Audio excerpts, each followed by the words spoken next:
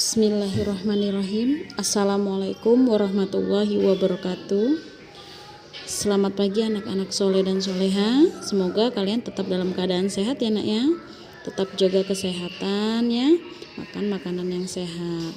Anak-anak, hari ini kita akan belajar tematik 2E subtema 1. Nah, di sini sebelum kita mulai belajar, kita biasanya membaca doa dulu ya. Bismillahirrahmanirrahim. Rabbi zidni ilman warzuqni fahman. Amin amin amin ya rabbal alamin. Oke anak-anak, hari ini kita akan belajar tematik yaitu tentang mengenal alat ukur panjang dan satuan panjangnya ya. Nah, di sini tujuan pembelajaran kita hari ini yaitu yang pertama, mengetahui jenis alat ukur panjang. Yang kedua, mengukur dan menentukan panjang benda menggunakan penggaris atau mistar. Yang ketiga, mengukur panjang dengan satuan sentimeter dan meter. Nah, alat ukur panjang. Nah, di sini ada jenis-jenis alat ukur panjangnya, ada penggaris, ada jangka sorong ya. Nah, jangka sorong ini biasanya digunakan untuk mengukur benda yang bulat, contohnya seperti kelereng. Nah, selanjutnya ada alat ukur meteran. Nah, di situ yang warna kuning namanya meteran gulung, yang merah itu meteran roll ya.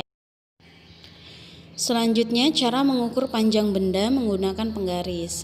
Yang pertama, ujung pertama bendanya itu harus tepat di angka 0 pada penggaris ya. Yang kedua, ujung kedua penggaris. Nah, ujung kedua penggaris itu berimpit dengan ujung bendanya ya.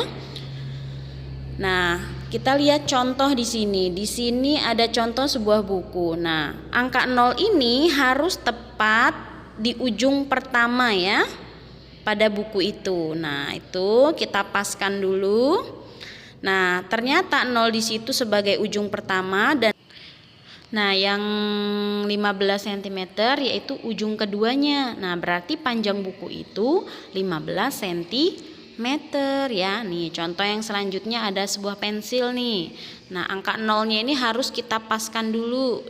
0-nya itu berada di ujung pertama benda dan 10 cm itu ada di ujung keduanya. Jadi panjang pensil itu 10 cm.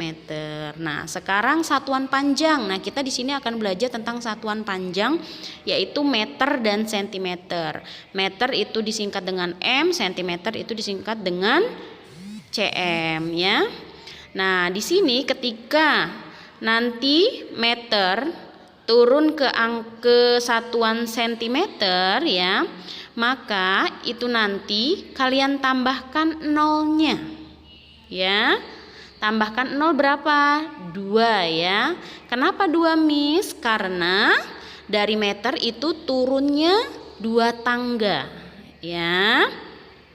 Jadi 1 meter itu sama dengan 100 cm ya. Selanjutnya naik ke atas, sentimeter ke meter itu naik 2 tangga, berarti 100 cm itu sama dengan 1 meter. Nah, berarti ketika dia naik ya, nah yang perlu kalian ingat itu 1 meter itu sama dengan 100 cm. Nah, sekarang dibalik, dari 100 cm itu sama dengan berapa meter sih? Nah, 100 cm itu sama dengan 1 meter. Berarti meter jadi centimeter itu 100. Kalau 100 cm ke meter itu 1 ya.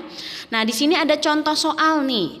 200 cm itu sama dengan berapa meter? Masih ingat kan kalau 100 cm itu sama dengan 1 meter. Berarti kalau 200 cm itu sama dengan 2 meter. Yang kedua, 400 cm ke meter. Berarti 0-nya kita hilangkan jadi sama dengan 4 meter ya.